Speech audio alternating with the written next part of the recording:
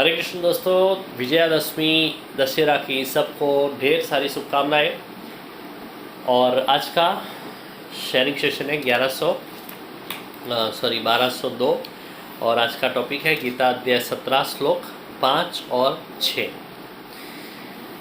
दूसरे ये मनुष्य शास्त्र विधि बिना का सिर्फ मनमाना घोर तप आचरते हैं तथा दंभ और अहंकार से भरे हुए तथा कामना, आसक्ति और बल के अभिमान से भी भरे हुए हैं तथा जो शरीर रूप में रहे हुए भूत समुदाय को और अंतःकरण में रहे हुए मुझ परमात्मा को क्रूस करने वाले हैं, ऐसे अज्ञानियों को तू आसुरी स्वभाव के जान।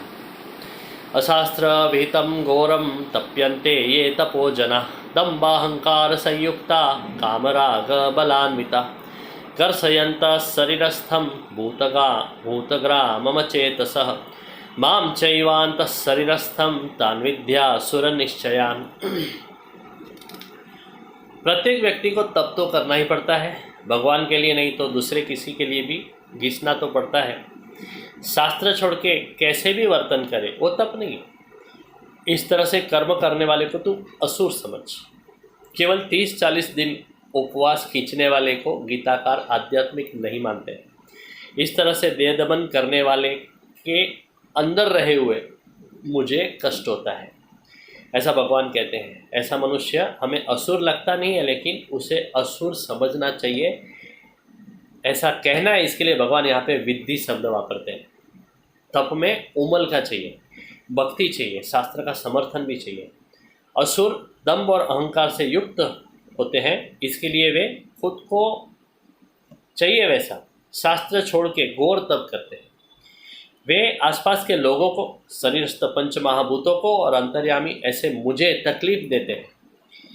काम और आसक्ति ये उनके तप के पीछे रहे हुए प्रेरक बल है।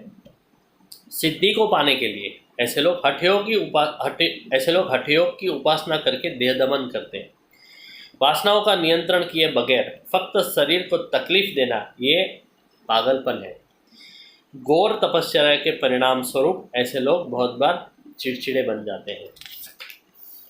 सतत ठंडे पानी में स्नान करने वाली मछली, वायु सेवन करने वाला सांप, पत्ते खा के जीने वाला बकरा, वर्षा जल पीने वाला चातक, सतत गुफा में रहने वाला चूहा, भस्म के पट्टे लगाने वाला नहीं लेकिन उसमें ही रहने वाला गधा, ध्यानारुष्ट अवस्था में बैठा हुआ बगला, ये सब को मोक्ष की पदवी क्यों नहीं मिलती है?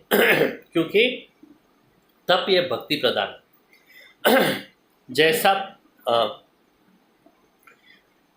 अहंकारी और दंभी लोग काम भोग विकारों की बलिष्ठ शक्ति के द्वारा घोर तप करते हैं और जिसका परिणाम उल्टा आता है।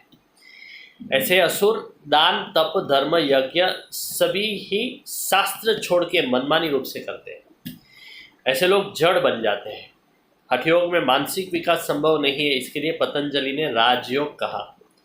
जगत और जगदीश को तकलीफ देने वाले, कामना और वासना से घिरे हुए, प्रेरित, दंभी और अहंकारी ऐसे ये घोर तप करने वाले जड़ लोगों को निश्चित रूप से असुर समझना चाहिए। कल के श्लोक का पारण करके रखेंगे।